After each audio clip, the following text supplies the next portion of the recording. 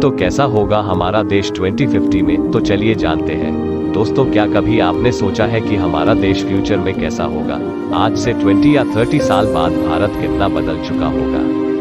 कौन कौन सी नई टेक्नोलॉजी आएगी? लोगों का लाइफस्टाइल कैसा होगा? चलिए आज आपको आपके इस सवाल का जवाब ही देते हैं और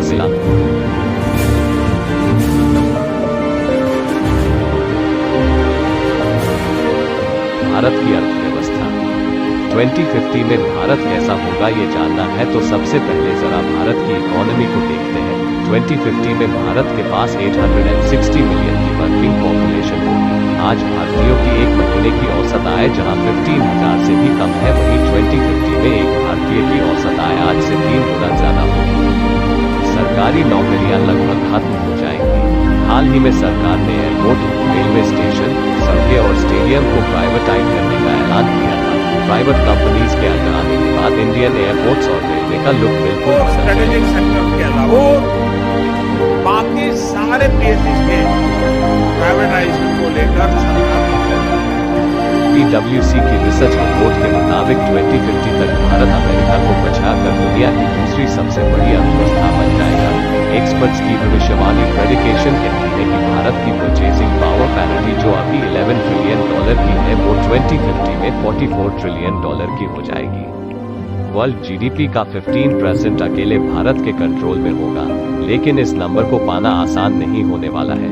दुनिया की दूसरी सबसे बड़ी अर्थव्यवस्था बनने के लिए पहले सरकार को देश में वेल्थ गैप को कम करना होगा और इकोनॉमिक पॉलिसीज को और ट्रांसपेरेंट बनना होगा, वरना 2050 में दुनिया की दूसरी सबसे बड़ी अर्थव्यवस्था बनने के लिए दावे सिर्फ दावे ही रह जाएंगे। कैशलेस इंडिया 2050 में पेपरलेस करेंसी पूरी तरह खत्म हो जाएगी और सिर्फ डिजिटल करेंसी का इस्तेमाल होगा। अगले 30 सालों में कई और डिजिटल करेंसी भारत में एंट्री करेगी और डिजिटल पेमेंट एक आम बात हो जाएगी। डिजिटल करेंसी के इस्तेमाल से पेमेंट्स करना आसान, सेफ और सिक्योर हो जाएगा। गगनचुंबी इमारतें, बुर्ज खलीफा जैसी गगनचुंबी इमारतों को देखने हम दुबई, हांगकांग, न्यूयॉर्क जाते हैं, पर आने वाले सालों में भारत की मेट्रोपॉलिटन सिटीज भी इन गगनचुंबी इमारतों का घर बन जाएंगी। कम जमीन, ज्यादा जनसंख्या की वजह से भारत के शहरों में माइक्रो अपार्टमेंट बनाए जाएंगे और कुकिंग में लगने वाले टाइम को सेव करने के लिए पैकेज फूड्स की डिमांड बढ़ जाएगी, जिसे सिर्फ घर जाकर तलना, भुनना या गर्म करना होगा। ट्रांसपोर्टेशन इन 2050 भारत के ट्रांसपोर्टेशन में लगातार सुधार हो रहा है, लेकिन अभी भी हम इस सेक्टर दुनिया के बहुत सारे देशों से पीछे हैं। भारतीय परिवहन को सुधारने के लिए इस समय 10 से ज्यादा बड़े हाईवे प्रोजेक्ट्स पर काम चल रहा है, जो शहरों के बीच की दूरी को और कम करेंगे। 2050 तक भारत में हाइपरलूप टेक्नोलॉजी के एंट्री करने की भी संभावना है। इस टेक्नोलॉजी को इलॉन मस्क ने दुनिया के सामने रखा था और अब दुनिया भर की कंपनियां इस कॉन्सेप्ट पर काम कर रही हैं। हाइपरलूप टेक्नोलॉजी में एक टनल बिल्ड किया जाता है जिसमें हवा का प्रेशर बहुत कम होता है, जिससे ट्रेन की स्पीड आम स्पीड से 5 टाइम्स ज्यादा हो जाती है। पर 2050 तक भारत में ये टेक्नोलॉजी होगी, इस पर अभी बड़ा क्वेश्चन मार्क है, और वो इसलिए क्योंकि 1965 में जापान में शुरू हुई बुलेट ट्रेन टेक्नोलॉजी को 7 दशक के बाद 2015 में देश में मुंबई से अहमदाबाद के बीच शुरू करने का ऐलान किया गया।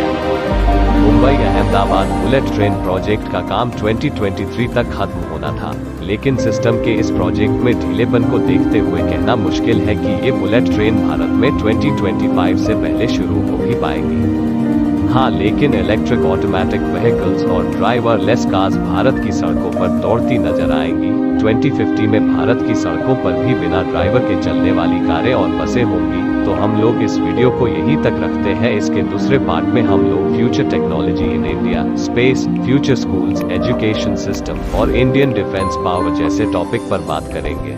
तो सी यू इन नेक्स्ट वीडियो। जय हिंद, वंदे मातरम।